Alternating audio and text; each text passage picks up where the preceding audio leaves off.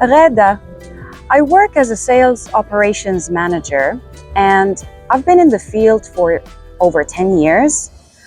I've always achieved great outcomes by performing my job very well, but still I sometimes feel left out. There are many customer meetings or events that are planned and scheduled by my peers or other leaders that I don't get invited to.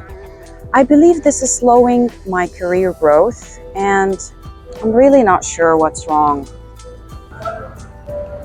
First of all, I would like to wish the UAE a happy National Day, a country that myself and many consider home. So going back to the question, what do you think is the challenge that's being faced by this person? Actually, it's something that myself have went through, and I'm sure that many of us have been and still going through. You believe that you're really good in your job, you achieve lots of outcomes, but still you feel like you're being left out.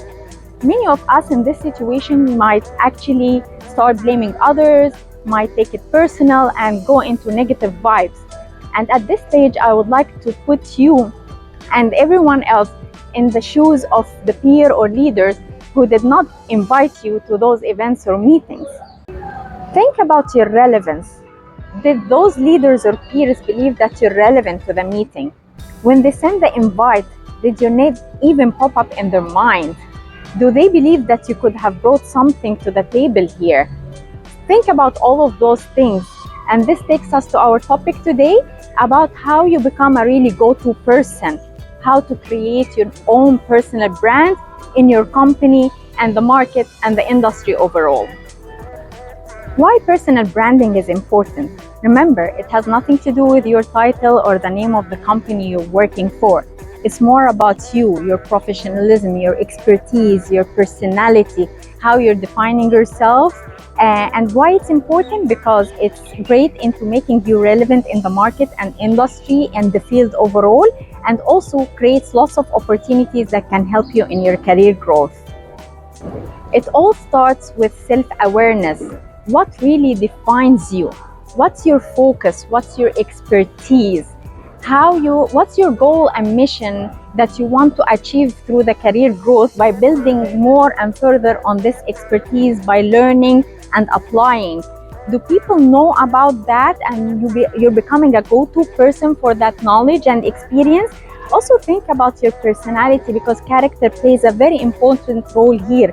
Are you reachable? Are you recognizable? Do people, when they come to you, you really offer the help and support them?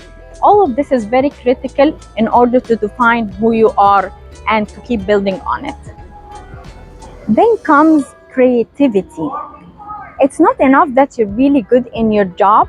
You really need to stretch yourself beyond that. Many of you do have potential that you don't explore and you don't expose in front of others. The person who spoke in the beginning mentioned she's very good sales operations manager. She's good in creating reports, having the perfect cadence in calls.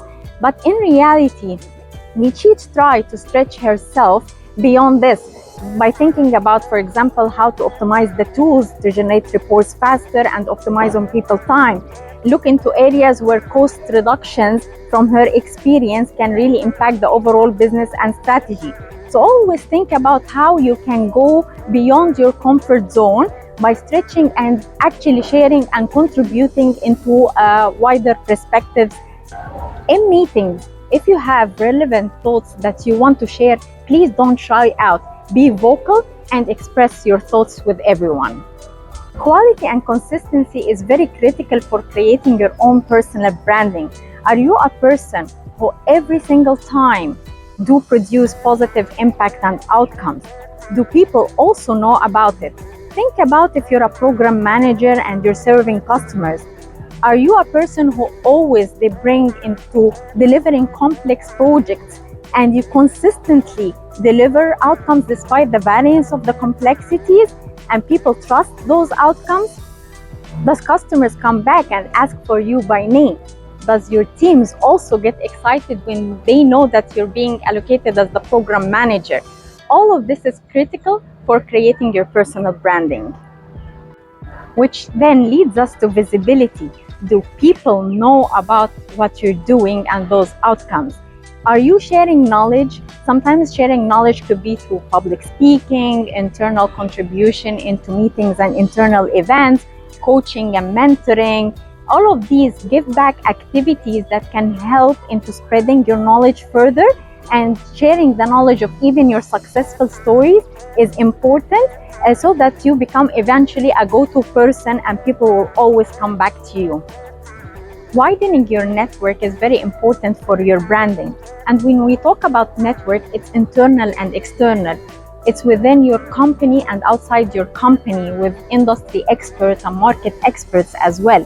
Also inside the company, you should be connecting with juniors with, as mentioned earlier, you can be helping in mentoring and coaching, and even you can go up the chain to seniors within your organization in the region or even external to the region, to widen the visibility of the work you're doing, and also to reach out for learning more and getting the global market experiences back to your market.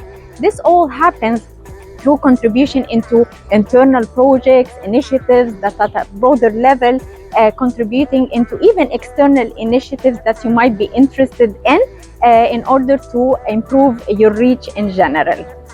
Remember that personal branding is all about building a reputation and trust, which is very important, so people always remember your positive impact and you become irreplaceable in their minds. So let's wrap up this flash talk by making it more interactive. I would love to hear your stories by posting as a comment here around your personal branding and your experience becoming a go-to person. Have a lovely day.